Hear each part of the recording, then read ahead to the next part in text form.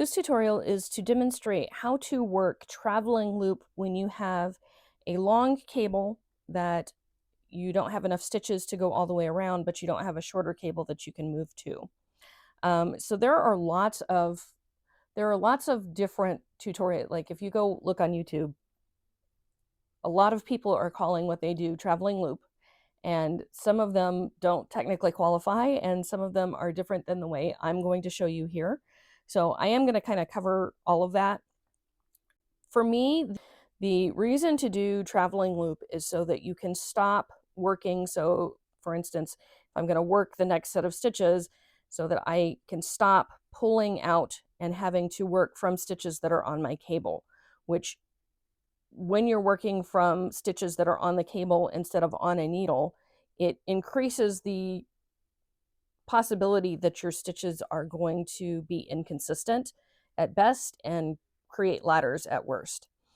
And so when you have a good number of stitches on your needle, so it has to be enough that you can pull a good portion of the stitches that you have down onto your cables. So I like to say you need at least a third of your stitches need to be able to be on your cables and still have enough stitches on each needle that you can actually work comfortably. But when you pull your stitches down onto the cable, it allows you to reposition where the cable is splitting the stitches. So my cable's going to not cooperate here. So let's see if I can get it to be more cooperative. So ideally, your cable is going to come to a place where you can essentially have what looks to be working in the round, like a setup where you're working in the round, where the cable just kind of folds over itself and then creates a circle where you can just continue working.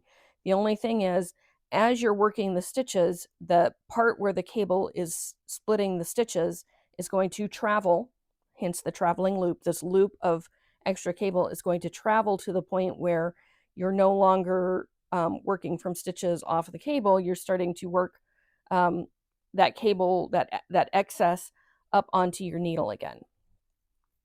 So for instance, if I were just knitting around here, as I'm working toward the stitches that are on the left side of that loop, it's going to be pulling the excess closer and closer to that needle. So you can kind of shift the stitches. You can see I'm getting to the point where the majority of the stitches are on my needle, and now if I continue working, I can just get to the gap in the cable.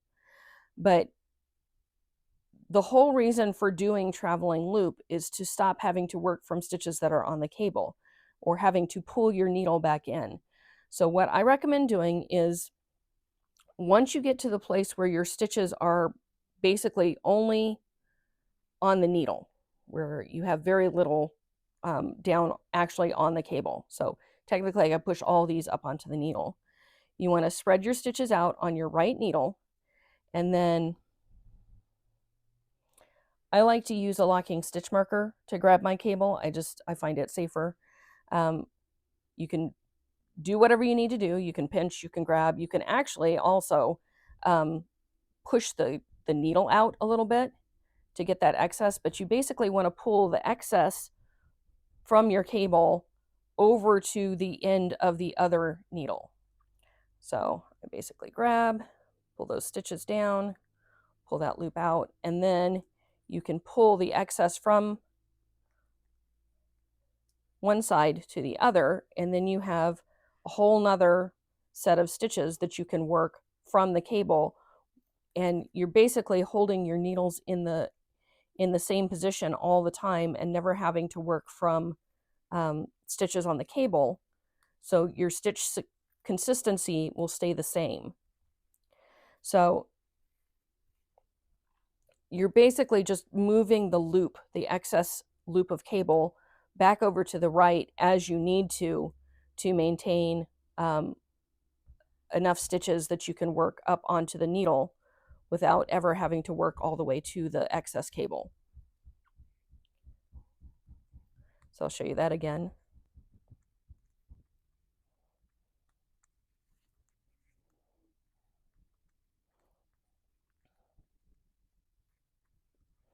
If you get a cooperative cable, it will fold just in a nice little extra bend. Mine is not wanting to do that for me right now. But if you get it, if you if you mess with it a little bit more than I'm willing to do here to waste your time on camera, you can generally get it to fold in just a nice little loop that hangs out in the back of your work and you don't even have to see. So just work across the stitches.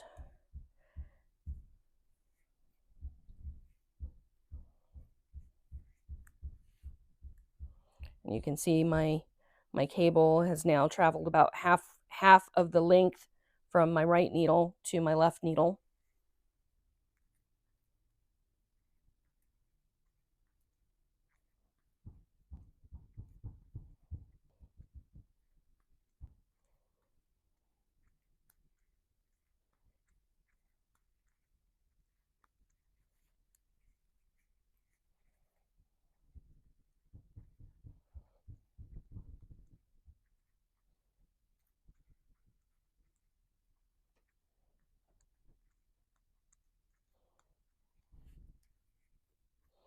Okay, so now my excess is again at the very end of what is on my left needle.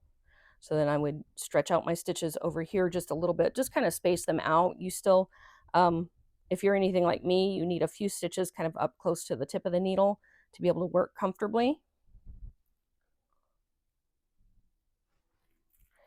So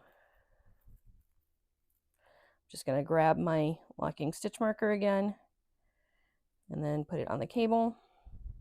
Pinch those stitches to pull them down around that. And then pull out a little bit of excess. And then just shift all of the excess so that it's over at the end of my right needle instead of at the end of my left needle. And then I can just continue working the stitches from the left. So I basically have 2/3 of my stitches either on my left needle or on my cable. And as you increase the number of stitches that you have, you actually will end up being able to have maybe only have to do this once per round as opposed to twice per round. Right now I'm probably working 1/3 of the stitches and then switching it, and then 1/3 of the stitches and then switching it.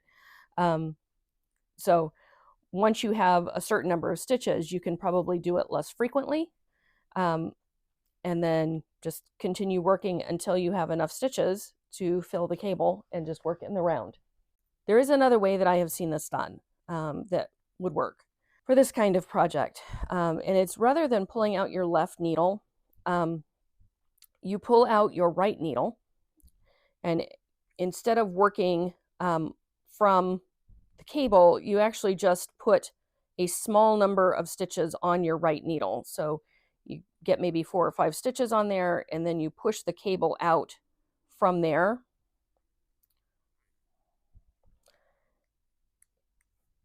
And then you would only, if you do it this way, you only have to do it once around.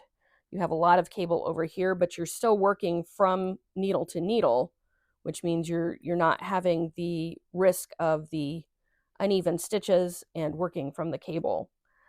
So that is another way you can do it, where you work all the way around as far as you can, where you're going to have most everything up on your left needle.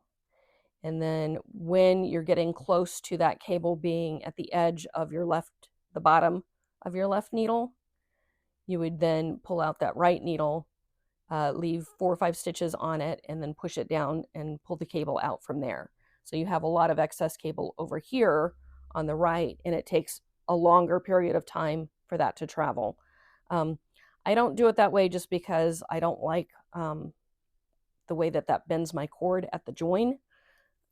That's totally a me thing. So if you like doing that, it is fewer times that you have to adjust the cable in a round. And it also does shift where you're changing the stitches every time by 4 or 5 stitches. So if you like that, you could totally do it that way as well.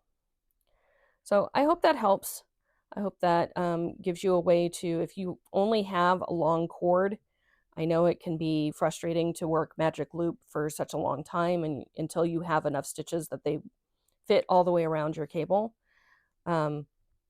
So doing the traveling loop method can really help minimize the frustrations of doing that. So I hope you find that helpful. And as always, if there's anything that you would like to see, anything that I can demonstrate that I haven't shown you here, just ask and I'd be happy to do it. Thanks.